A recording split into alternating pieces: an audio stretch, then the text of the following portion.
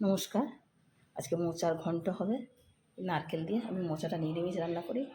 আর এই কুমড়ো ফুল কিনে আনা হয়েছে, কুমড়ো ফুল দিয়ে আর এই মসুর ডাল দিয়ে ফুলুরি হবে।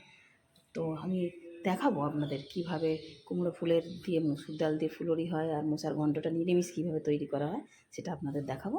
রান্না যখন করবো আবার ফিরে আসছি। দেখুন, মোচাটাকে সিদ্ধ করে নিয়েছি আলু দিয়ে। এটা আলুটা ভেজেও নিতে পারেন, আমি সিদ্ধ করে নিই। আর ছোলাটাকে অবশ্যই আলাদা করে সেদ্ধ করতে হবে, নাহলে এর সঙ্গে মিশবে না। কারণ আমি ছোলাটাকে দেখুন, ছোলাটাকে কত সুন্দর সেদ্ধ হয়েছে। এটাকে প্রেশার কুকারে সেদ্ধ করে নিতে হবে। তো প্রথমে আমি তেল দিয়েছি, তেলেতে যেমন শুকনো লঙ্কা তেজপাতা ফোড়ন দিয়েছি। এবার দেবো একটু হিং।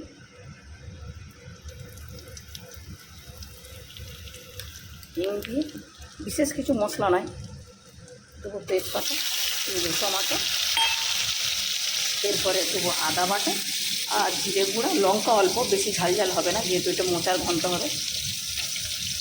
হলুদ আর অবশ্যই নারকেল কোড়াটা দিতে হবে।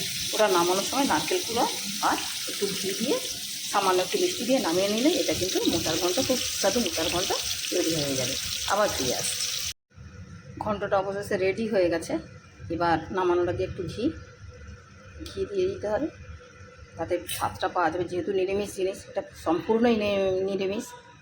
আর তার আগে একটু গরম মশলা দিয়েছিলাম। আর এই যে ফুলুরিটা ভাজবো দেখতে পাচ্ছেন, এই কুমড়ো ফুলগুলোকে কেটে ধুয়ে একটু শুকনো করে নিগড়ে নিতে হবে, নাহলে এটা খুব পাতলা পাতলা হয়ে যাবে, জল জল হয়ে যাবে।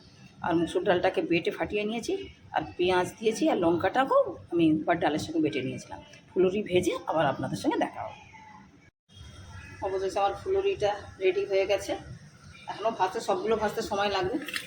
এই দেখুন, আর সবথেকে বড়ো কথা, এই মুসুর ডালের জন্য খুব খাস্তার মজা হয়। যদি ভিডিওটা আপনাদের ভালো লেগে থাকে অবশ্যই লাইক, শেয়ার অ্যান্ড সাবস্ক্রাইব করে দেবেন। দেখা হবে নেক্সট ভিডিওতে। নমস্কার।